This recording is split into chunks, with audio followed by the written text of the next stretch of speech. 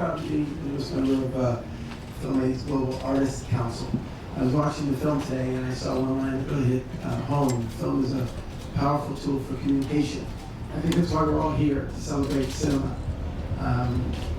We are screening our latest film, Red Tails, tomorrow on the beach, and I have a couple of the filmmakers here. George Lucas will be here tomorrow, but his partner Rick McCallum is here, and the director Anthony Hemingway in the back. I want to acknowledge them.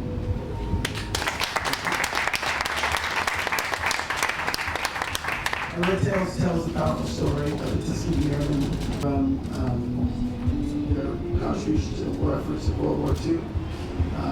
It was a military that was segregated at the time, and so they formed this through some attributes of our host, Shivas, and we thank you for your contributions.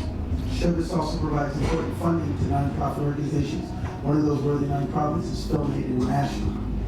Through the effects of war, poverty, displacement, and disaster.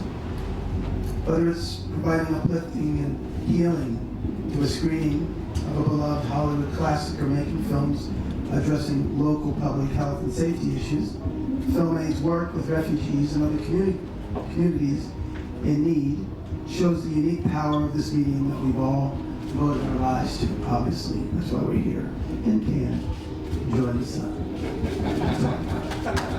Some of us have had a little bit of drink, some of us have not. And it's a whole other conversation. Film Aid has been doing this work for 12 years now, most recently in Haiti, along the Starved with Hope, or put a camera in their hands. These are the things Film Aid is best known for, but for a movie to help save a life. Good.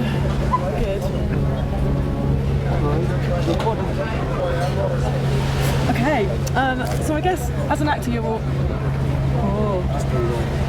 always trying to entertain people with film. Is it nice though to sort of be able to go one step further? Absolutely. I mean, it's the reason why you use your celebrity to shine light on important issues. I remember when I first started as an actor in Boys in the Hood, you know, we were dealing with a society that was riddled with violence.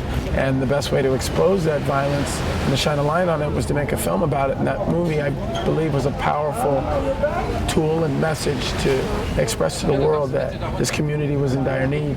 And in turn, it, you know, dissipated the hotbed of gang violence that was prevalent in that community. And today, they're a better community for it. And I think that a lot of that has to do with film. Have you had people who personally said that they've been influenced by you and you know, made changes because of things that you've done on screen? Absolutely. You know, I've done films. I've been blessed to be in movies about real life people, from Master Chief Carl Bashir, Men of Honor, to Dory Miller in Pearl Harbor, Ben Carson, neurologist Ben Carson. And I've had people come up to me and say they've changed their study habits in school and gone the way of, you know, being a doctor or being a military man or something, and that always affects me pretty deeply, because I know that you know, it was God's will that they had seen that movie and it came to them at the right time in their life for them to hear it. And what is it particularly about Film Aid that appealed to you? What do you like about that project? Well, I like that just in the barest necessity of that word. It's film. It's film that's healing communities that I never would have the opportunity to affect had it not be for a movie that they liked or a role that they liked. You know, some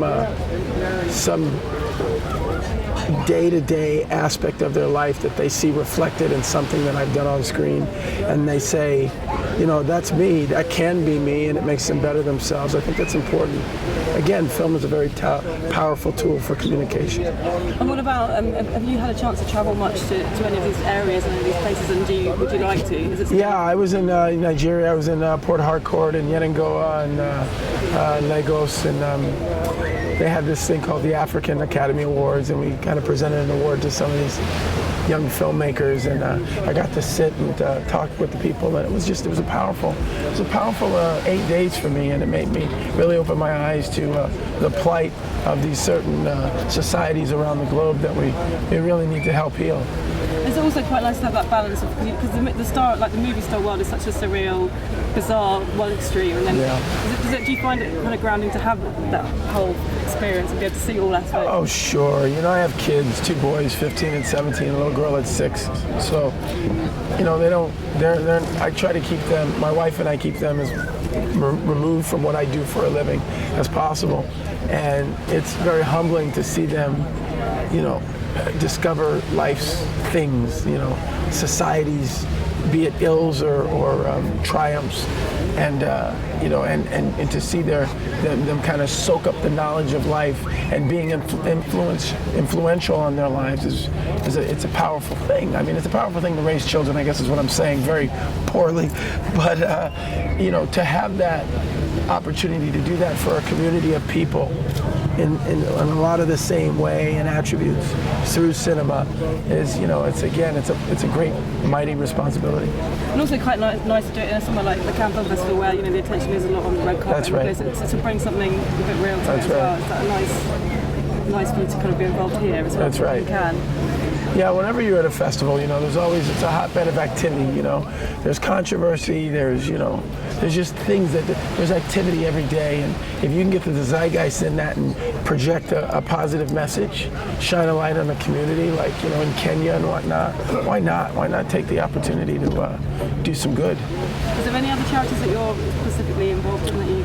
Yeah, there's some, the Boys and Girls Club, you know, getting the inner city kids off the streets and into facilities to help with their education and you know, to help shape them to be better human beings. I'm passionate about that subject. Also, you know, it was a time we were kind of down on our luck, and my mom and my sister, brother, and I were going through some homeless shelters and women abuse shelters and stuff, so I take up the cause of that as well. And then you mentioned in the posting earlier that you're showing your latest film on the beach tomorrow. That's right, Red Tails. Red Tails screens tomorrow on the beach with the big screen, and we're really excited for people to see that. I think it's a very powerful message. These Tuskegee Airmen, these men, they're in their 90s now, so there's not very many of them left, but when you hear their story, you realize the injustice that people don't know, that not only did African Americans fight in World War II, but they did heroic, courageous things. So we're excited for people to see it. And nice to show it in Cannes. Oh, what better way, huh? Have you spent much time at Cannes before?